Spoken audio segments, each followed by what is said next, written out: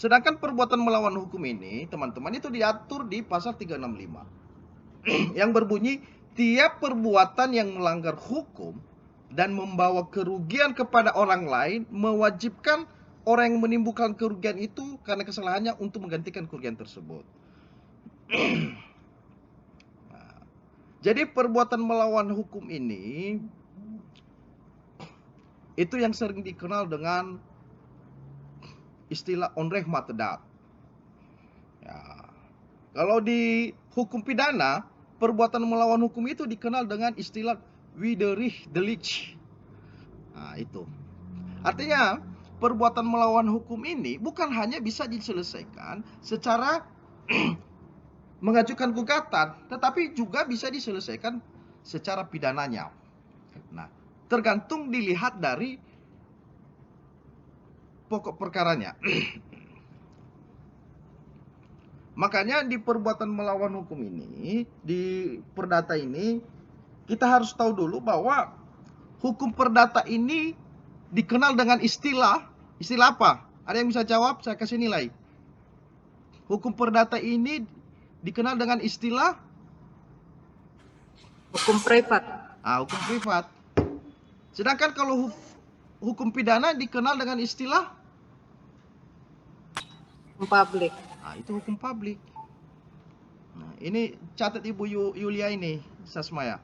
Jadi hukum perdata ini itu dikenal dengan hukum privat. Kenapa? Dia berbicara masalah kepentingan apabila ada yang dirugikan. Ya, apabila ada yang dirugikan, misalnya Ibu Yulia Rahma ya mempunyai sebidang tanah. Tetapi ada salah seorang yang mengganggu tanah tersebut. Ya, mengganggu tanah tersebut dengan alasan bahwa tanah tersebut sudah menjadi atas nama dia.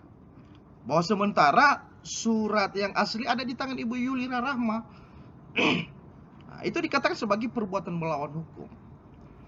Nah, apakah perbuatan dari pihak yang mengklaim itu milik dia, apakah itu bisa diproses pidana? Bisa. Misalnya termasuk dengan pemalsuan. Nah, pemalsuan misalnya sertifikat, akte, nah itu. Artinya dilihat dari konteks setiap permasalahan itu.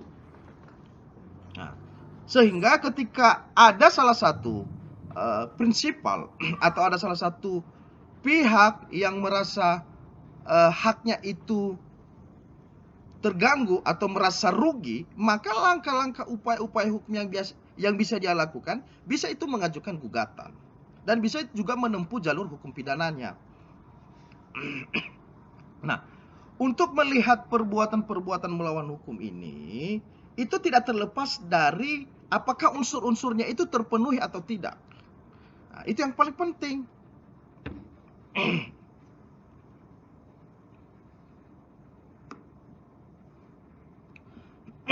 Nah,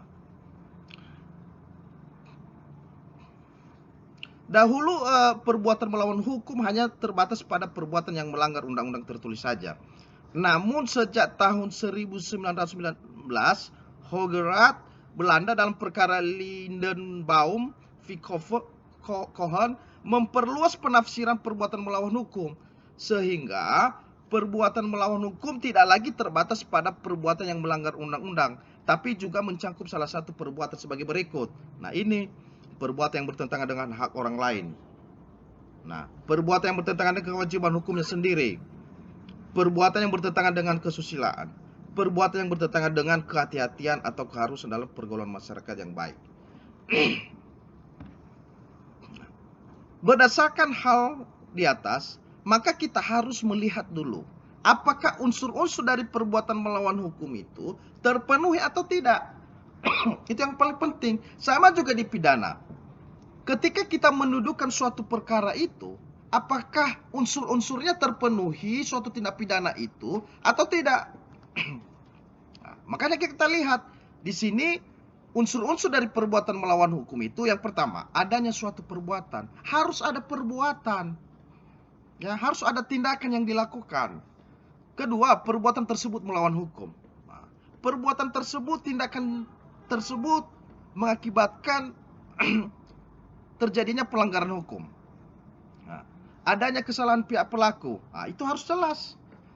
Adanya kerugian bagi korban. Keempat, adanya hubungan kausal antara perbuatan dan kerugian. Kalau hanya satu aja unsurnya yang ada, adanya suatu perbuatan, tapi kerugian ini yang 4 unsur ini, maka itu tidak bisa terpenuhi unsur-unsurnya. Nah, itu yang paling penting, Bapak Ibu sekalian, ya.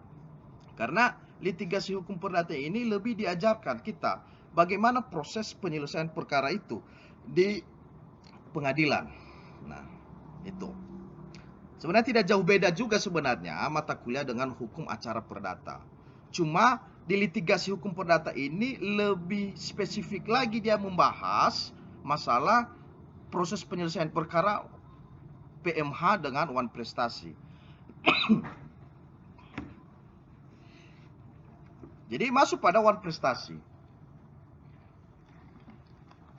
Nah, sederhananya wan prestasi itu adalah ingkar janji, ya, atau tidak menepati janji.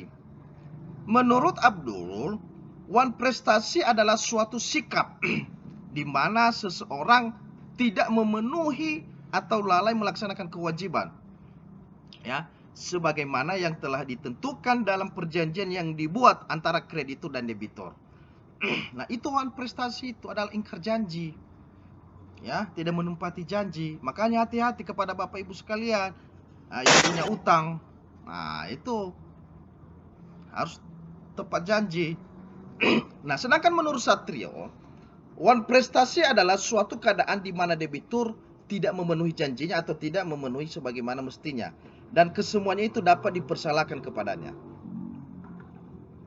Nah, wan prestasi juga diatur di dalam KUH Perdata, di mana terdapat pada pasal 1243 dengan bunyi penggantian biaya, kerugian dan bunga karena tak dipenuhinya suatu perikatan mulai diwajibkan bila debitur walaupun telah dinyatakan lalai, tetap lalai untuk memenuhi perikatan itu, dan atau jika sesuatu yang harus diberikan atau dilakukan, ya, hanya dapat diberikan atau dilakukannya dalam waktu yang melampaui batas yang telah ditentukan.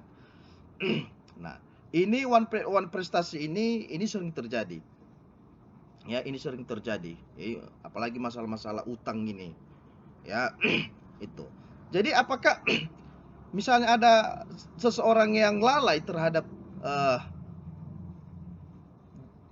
perjanjian yang sudah dibuat antara pihak pertama dengan pihak kedua, apakah itu bisa diselesaikan secara perdata atau pidana? Bisa. Nah, bisa.